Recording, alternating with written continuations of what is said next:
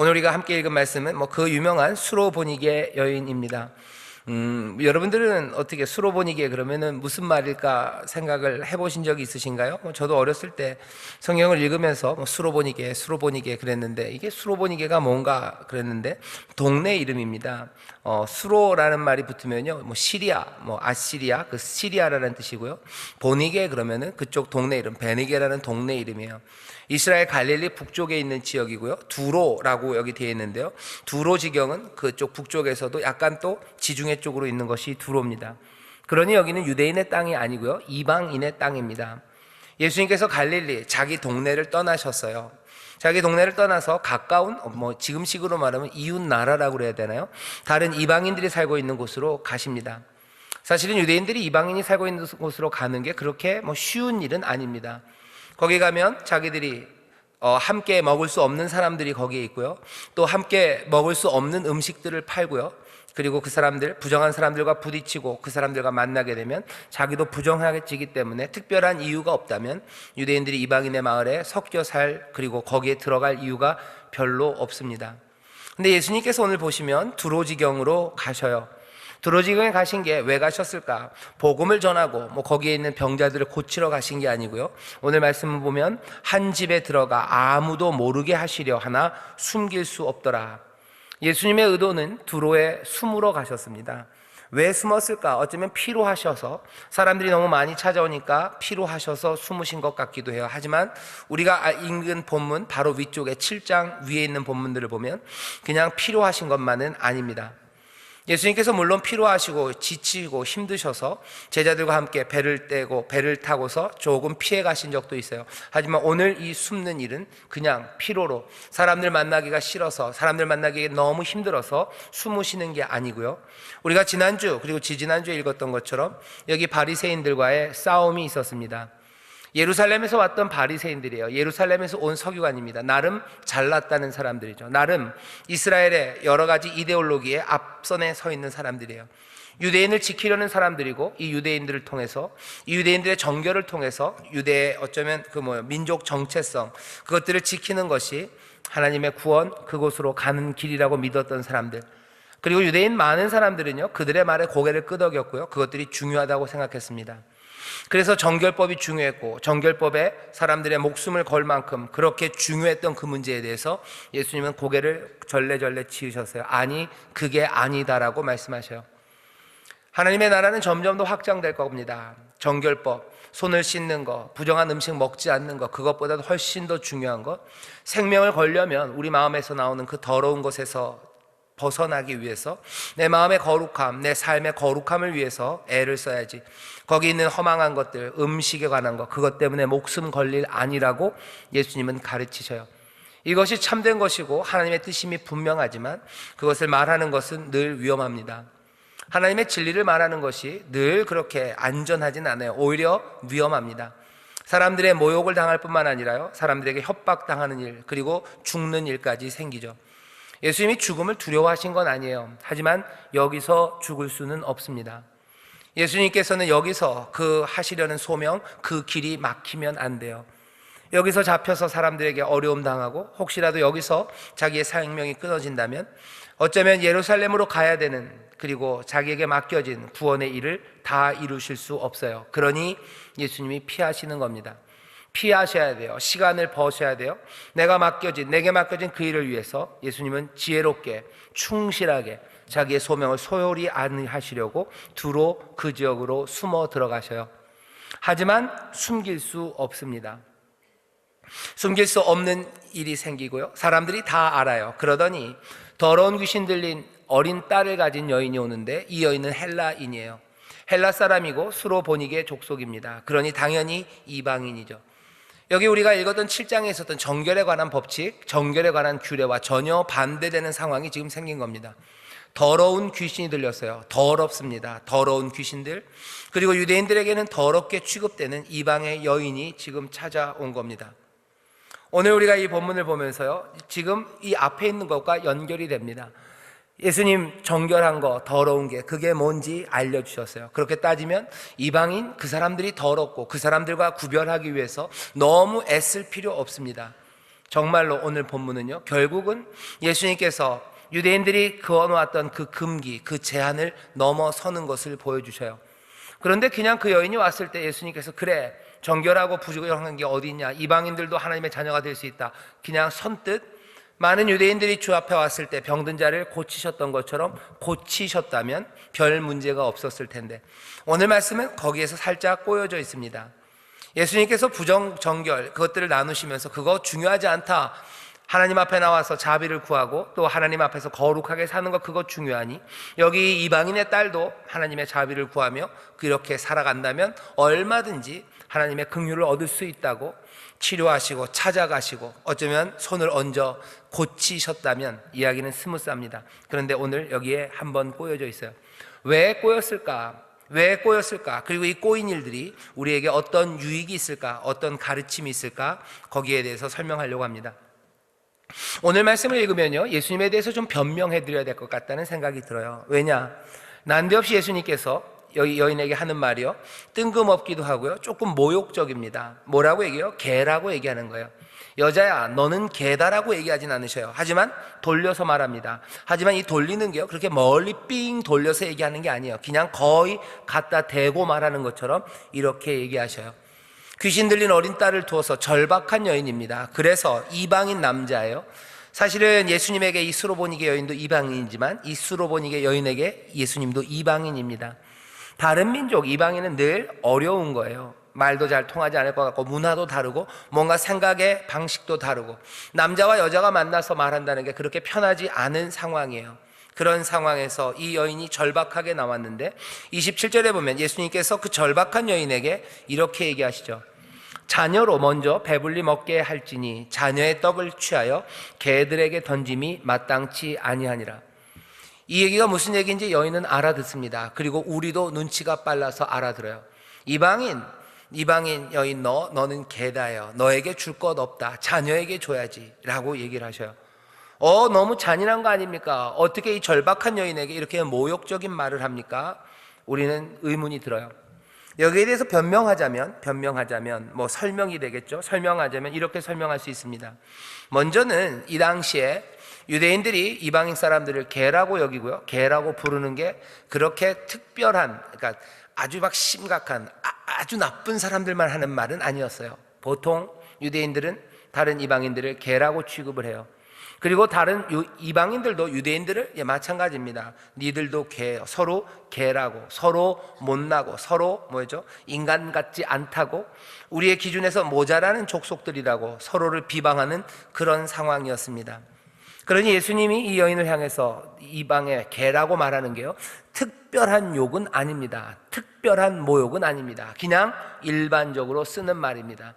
유대인들만 나빠서 하는 건 아니고요, 이방인들도 유대인들에게 서로 개라고 말해요. 좋지는 않죠? 그래도 그런 말이 오고 갑니다. 그러니 예수님이 이 여인에게 특별히 아주 심하고 나쁜 말을 한 거는 아니라는 변명이 좀 됩니다. 그리고 또 하나는 이 말을 듣고서요, 여인이 대답이 난 모욕을 느꼈다고 얘기하지 않아요. 이 여인은 그것들을 그냥 그대로 수용합니다. 사실은 돌려 말하더라도 모욕을 주려는 말이면 거기에 대해서 상처받을 텐데 이 여인 상처받지 않아요. 그래서 사람들은 이런 식으로 설명해요. 뭐냐면 지금 예수님 여기서 사람들이 하는 말, 그 말들을 가지고요, 악의 없이 그냥 농담처럼 그렇게 얘기하신 것 같다고 설명하기도 해요. 그냥 돌아서 얘기하는 겁니다. 그냥 슬쩍 얘기하는 거예요. 가벼운 놀림, 하지만 악이 없는 농담으로 아이에게 줘야 되는 걸 개에게 줄 수는 없지라고 아마 웃으면서 얘기하실 수도 있어요. 그렇다면 예수님이 특별히 모욕의 의도를 가지고 이 말을 하신 건 아니고 그냥 거절을 그렇게 하시는 것 같아요. 그러면 또 질문이 생깁니다. 왜 예수님은 이 여인을 거절했을까요? 분명한 건 거절입니다. 어떤 사람들은 그렇게 얘기하죠. 예수님이 여기서 정말 거절하려는 게 아니고 뭔가 교훈을 주기 위해서 일부러 그렇게 한 거에 대해서 이 여인이 지혜롭게 맞장구를 쳤다라고도 설명할 수 있는데 모르겠습니다. 뭐 그렇게 이해할 수도 있지만 제 생각에는 그런 거는 아닌 것 같아요. 예수님께서는 뭐 쓰는 말들을 통해서요, 거절한 겁니다. 이방인의 개들, 난 여기 아니다라고 선을 그으셔요. 가만히 둬라, 이건 아니다요. 왜? 여기서 이 여인을 고친다는 건 굉장히 정치적으로 위험합니다. 금방 싸우고 돌아왔어요. 하나님의 말씀을 돌려서라도 선포하고 왔습니다. 그런데 여기서 또 이방인의 사람들을 두로에 가서 고쳤다는 것, 그것은 더 많은 소요와 그리고 분란을 만들어냅니다. 예수님 피하고 싶으셔요. 또 질문이 생기죠. 예수님 겁쟁인가? 왜 그것들을 피하실까? 예수님 이 땅에 많은 사람들을 구원하러 오신 거 아닌가? 이 땅에 많은 병자들을 치료하러 오신 거 아닌가? 예수님 왜 거절하실까? 의문이 생깁니다. 거기에 대한 답이에요. 예수님이, 여러분들 잘 들으셔야 됩니다. 이 땅에 오셨을 때 많은 병자들을 치료하러 오신 건 아닙니다. 만나는 사람마다 고치러 오신 건 아닙니다. 예수님께서 이 땅에서 공생의 기간을 살아가는데 마가복음은 훨씬 더 짧게 그리고 있어요. 예수님은 지금 어딘가를 향해서 가셔요. 예수님이 깃발 들려 이렇게 깃발 올리고 나 여기 치료하는 사람 왔으니 병 고칠 사람들 다 모여라 라고 하시지 않아요. 마가복음을 잘 보십시오. 예수님은 회개하라고 하나님 나라의 복음을 전해요. 그리고는 어디 병자들이 오죠. 오는 병자들을 민망히 여기서 고치셔요. 그냥 불쌍히 여기셔서 고치시는 거지, 나 여기 치료자가 왔으니 모든 병든 사람들 모여라, 뭐 치료가 세일 중이다, 무료로 치료해 준다, 그렇게 이 땅에 있는 많은 병자들을 고치러 예수님이 오신 건 아닙니다. 분명히 그 병자들을 고치셔요. 분명히 민망히 여기사 많은 귀신 들린 사람들이 귀신을 쫓아냅니다. 하지만 그것이 목적은 아닙니다. 예수님께서 이방인에게까지 복음을 전하러 오신 것도 아니에요. 예수님은 분명한 목적을 가지고 오셨습니다. 유대인들에게 알리는 거죠. 유대인들, 이스라엘 백성들아, 너희들이 오랫동안 기다려왔던 그 구원이 임박해왔다는 걸 알리시고요, 천국이 온다고 알리시고, 그 천국이 임하는 그 하나님의 구원, 그것이 이 죽음으로 이루어진다는 것들을 분명히 완성시키러 예루살렘 그곳으로 가셔서 십자가에 달려 돌아가시는 것, 그것이 예수님께서 이 땅에서 이루어야 되는 소명입니다. 예수님은 죽으러 오신 게 분명해요. 구원을 위해서 예루살렘으로 가셔서 해야 할 일이 있습니다. 이방인의 구원, 이방인을 치료하는 것, 그건 예수님의 제일 중요한 어젠다, 거기에서는 빠져 있습니다. 어떻게 그럴 수가 있습니까? 왜 그럴 수가 없습니까? 그럴 수밖에 없습니다. 시간은 제한적이고 예수님은 육신을 가지고 이 땅에 오셨어요. 예수님뿐만 아니라 당시 모든 유대인들이 그렇게 생각했습니다. 이스라엘이 구원을 얻는다면 바로 그때가, 이스라엘의 구원이 임할 그때가, 이스라엘의 하나님께서, 그 창조주 되신 그 하나님이 이제서야 세상의 모든 것들을 구원하시고 심판하시는 그 다스리심으로 새 세상이 열리는 때임을 유대인들은 믿었어요. 예수님도 마찬가지입니다. 이스라엘의 구원입니다. 그 안에서 구원이 이루어지고 하나님의 은혜가 새롭게, 그리고 그 능력이, 그 통치가 세상에 펼쳐지기 시작할 때 이스라엘의 구원을 통해서 온 세상의 구원과 또 세상의 심판이 이루어진다고 믿죠. 세상을 구원하려 오시는 예수님은요, 그래서 자기가 가야 될 길이 분명합니다. 십자가, 그곳으로 가야 돼요. 이 인류의 구원을 위해서 예수님은 이 땅에 제한된 시간에 오셨고요, 그 일을 위해서 나아가십니다. 이방인들, 머지않아 구원을 받을 겁니다. 예수님 분명히 그것들을 알아요. 이방인들도 머지않아 구원을 받겠지만 지금은 예수님이 그들을 구원하셔야 될 시간은 아니에요. 자신의 일차적인 임무에 집중하는 것이 더 중요합니다. 이방인의 땅에 가신 것, 두로에 가신 게 거기에 있는 사람들에게 복음을 전하러 가신 거 아닙니다. 거기에 있는 병자들을 치유하러 가신 것도 아니에요. 자기의 사명을 감당하기 위해서 잠시 피하셨을 뿐입니다. 위험한 논쟁 후에 잠시 몸을 피해 그곳에 가신 거지 거기에 병을 고치러 간 건 아닙니다. 이방 사람들, 이방 여인이 하나님의 사랑과 자비의 대상이 아니라고 얘기하시는 것은 아니에요. 하지만 예수님은 지금 자신의 임무에 충실하려고, 자기의 임무에 소홀하지 않게 하기 위해서 지금 거절하시는 겁니다. 이 여인을 고치는 일은 위험해요. 이걸 위해서 오지도 않았어요. 위험을 감수한다는 건 내가 감당해야 되는 그 소명을 위태롭게 할지도 몰라요. 그러니 예수님은 그냥 가볍게 거절하셔요. 이 거절이 있습니다. 여기서 우리가 보게 되죠. 예수님은 이 땅에 모든 사람을 도와주려고 오신 것은 아니에요. 확실히 해야 될 일이 있습니다. 시간이 제한되어 있기 때문이죠. 이걸 이해하지 못하면요, 오늘 여기 이 예수님의 말씀은 그냥 교훈극 아니면 쇼, 원래 하려고 했던 걸 살짝 숨긴 것, 그렇게밖에 이해가 안 돼요. 하지만 예수님이 여기서 정말로 이 여인을 거절하고 아니다라고 말했다고 이 말을 진정으로 액면 그대로 받아들이게 되면 지금 제가 말씀드린 것처럼 그렇게 설명해야 합니다. 예수님은 지금 정말로 거절하신 거예요. 하지만 이 여인은 만만치 않습니다. 예수님의 그 거절을 여자가 대답하기 시작해요. 주여 올소이다마는 상 아래 개들도 아이들의 먹던 부스러기를 먹나이다 얘기합니다. 예수님이 개라고 말씀하시고 거절한 그 말 중에 하나, 그 개라는 말을 붙잡아요. 어쩌면 자기에게 모욕이 될 수도 있는 그 말을 모욕으로 받아들이지 않습니다. 나는 개가 아니라고 따지지도 않아요. 이방 사람을, 여자를 그렇게 취급합니까? 거기에 대해서 논쟁하려고 하지도 않아요. 지금 이 여인은 그것들을 받았어요. 자기의 유익, 내 딸이 고침받는 그 일에 사용합니다. 어떻게 해요? 개도 아이들의 먹던 부스러기를 먹는다고 말씀하셔요. 예수님이 이제 더 이상 거절할 수가 없어요. 이 여인을 사랑하지 않는 게 아니에요. 이 여인을 고칠 수 없는 것도 아니에요. 하나님의 자비와 긍휼이 이 여인에게 있을 겁니다. 하지만 지금은 아니라고 생각하셨는데 여인이 그렇게 말하니 이제는 그 금기, 그리고 그 피하려 했던 그 시도들 버려야 됩니다. 그러니 예수님 말씀하신 거예요.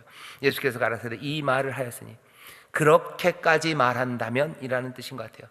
네가 그렇게까지 말한다면 어쩌면 미뤄놓았던 그 일이 이젠 앞당겨져서 지금 여기서 이루어져야 되겠구나. 결국은 하나님의 은혜가, 자비가 그 걸림돌들 그리고 그 금기를 넘어섭니다. 수로보니게 여인, 금기와 제한을 넘어서는 여인이에요. 그리고 예수님은 결국은 이 이방 여인, 그리고 이 이방 여인을 구원하는 그 일을 행하십니다. 수로보니게 여인이 기대했던 것들, 그 치료가 지금 이 여인에게 임하죠. 오늘 이 말씀이 우리에게 주는 의미는요, 뭔가 예수님에게 치료를 받기 위해서는 대단한 위트나 아니면 지혜나 아니면 꽤나 멋진 고백이 필요할 거다라고 생각하면 우리는 참 어렵습니다. 왜냐하면 우리는 그렇게 위트 있지도 못하고요, 그렇게 대단한 지혜로운 고백을 말하기에도 참 부족합니다. 오늘 이 말씀이 우리에게 알려주는 건 이 수로보니게 여인처럼 대단한 믿음의 고백을 해라 하는 것이 아니라 오히려 이때까지는 이방인을 향한 하나님의 구원이 닫혀져 있었으나 이제 예수 그리스도를 통해서 그 예루살렘에서 돌아가시는 그 죽음, 그 죽으심이 이제는 그 구원과 그리고 그 모든 회복을 이방인에게도 펼쳐 주신다는, 어쩌면 이제 예수 그리스도의 사건이라는 그 역사적 사건이 이제는 구원이 모두에게 열려진, 그리고 모두를 고치시는, 이제는 특별했던 것이 보편이 되고 그리고 누구에게만 가능했던 것이 이제는 모두에게 가능해졌다는 그 말씀을 오늘 이 본문에서 우리는 봅니다. 특별한 여인만은 아니에요. 특별한 여인이라 된 것은 아닙니다. 물론 특별한 여인이에요. 그런데 왜 이 사건이 중요합니까? 이방인인 교회들, 특별히 마가복음이 마가가 로마 교회에 썼다는 걸 우리는 알아요. 로마에 있는 이방인들이 이 말을 읽습니다. 그렇지요, 예수님은 이 여인에게는 거절했어요. 어쩌면 예수님이 이 땅에 있는 동안에는 이방인을 향한 구원은 닫혀져 있어요. 특별한 여인은 예수님을 만나 그 회복과 그 구원을 맛보았지만 그때까지도 구원은 열려있지 않았어요. 하지만 이제 그 예수님께서, 그렇게 자비하신 예수님께서 시간을 쫓겨가며 사람들의 자비하심으로 치료하시는 마음이 굴뚝 같지만 그래도 그것들을 피하면서 결국은 이루려 하셨던 그 특별한 역사적인 그 소명의 결과가 이제 십자가에서 이루어졌음을 이 이방인 공동체는 봅니다. 그러니 십자가 거기서부터는 이제 자비에는 제한이 없어요. 거기에는 제한이 없을 뿐만 아니라 금기도 없습니다. 어떤 담장도 없이 그 은혜가 그리고 그 생명이 터져 나온다고 이방인들, 이 로마 교회는 이 말씀 가운데 이제 하나님의 구원이 자기에게, 우리들에게 임하였음을 오히려 더 붙잡게 됩니다. 이방인의 개들에게 구원할 수 없다라는 그 얘기가 오히려 이방인들에게는 이제는, 그때는 아니었으나 이제는, 그때가 아니고 이제 은혜를 주시려고 예수님께서 그렇게 정성껏 자기의 사역을 좁혀가면서까지 급하게 은혜와 자비를 어떻게 해요? 주섬주섬 담아 넣어서라도 조심스럽게 이루셨던 그 사건을 기억하기에 이제는 그 귀하신 은혜와 그 치료가 우리 가운데 터져 나왔음을 이방인 교회는 믿게 됩니다. 전에는 개들이었고 전에는 은혜의 바깥에 있었지만 이제는 아니라는 믿음입니다. 오늘 이 수로보니게 여인을 보면서요, 여러분들이 우리도 얼마나 이렇게 멋지게 고백을 할까에 대해서 고민할 필요는 없어요. 다시 말씀드립니다. 이 말씀을 읽으면서요, 이제 우리는 그렇게 얘기하면 돼요. 이제는 이제는 특별했던 치료가 우리 모두에게 주어진다고 믿으시면 돼요. 위트 있게 말하지 못합니다. 하지만 이제 예수님께서 십자가에 돌아가심으로 모든 인류를 구원하시기 위해서 그렇게 꽁꽁 싸매두었던 그 은혜가 이제는 터져 나오는 거예요. 은혜는 강물이 되어 터져 나옵니다. 치료와 구원, 회복은 이제 담장을 다 깨뜨리시고 우리 이방인들, 우리에게도 흘러 넘치기 시작해요. 흘러 넘칩니다. 더러운 귀신 들렸던 자들은 이제 그 귀신에서 노임받고, 병든 자들 치료 안 받고, 그리고 새 자유와 기쁨으로 나아갈 수 있는 길이 우리 가운데 열립니다. 더 이상 아무것도 하나님의 은혜와 그 치료와 회복을 가로막을 것은 없어요. 믿음으로 영접하면 됩니다. 오늘 이 밤에 우리 가운데 흘러 넘쳐요. 부정과 그리고 정결한 사람만이 하나님의 은혜를 누린다고 생각했던 모든 담들, 그 담들은 무너집니다. 우리가 하나님 앞에 나오게 하는 것들을 가로막는 것은 이제 없습니다. 나오셔요. 그리고 이 여인처럼 간구하십시오. 내 딸에게서 귀신 쫓아주시기를 간구하시고, 내 병을 치료하시기를 간구하시고, 이제 생명 가운데 하나님의 능력으로 우리를 일으켜 세우실 걸 기대하십시오. 내가 특별해서가 아니라 이제는 모두에게 내어주신 은혜가 터져 나왔기 때문입니다. 이 밤에 이 말씀을 읽으면서 이제는 나도, 이제는 우리도 못나고, 전에는 바깥에 있었고, 전에는 걸림돌에 넘어져 있었으나 이제는 그 모든 것들을 다 덮으시고 넘어오시는 충만하신, 그리고 새롭게 하시는 그 귀하신 능력이, 하나님 나라가, 그 능력이 우리 가운데 임했음을 우리는 믿습니다. 다시 한번, 이제는 제한 없이 부으시는 생명이 우리 가운데 역사하시니 여러분들 두려움 없이, 그리고 꺼리낌 없이 나와서 간구하십시오. 십자가 그곳에서 우리의 구원을 위하여, 이방인 우리입니다. 우리를 위하여 예수님께서는 그 모든 모진 고통 참으시고, 심지어는 그 자비와 은혜를 꽁꽁 싸매시면서까지 십자가로 가셨어요. 그리고는 이제 그 은혜를 터뜨려 놓으십니다.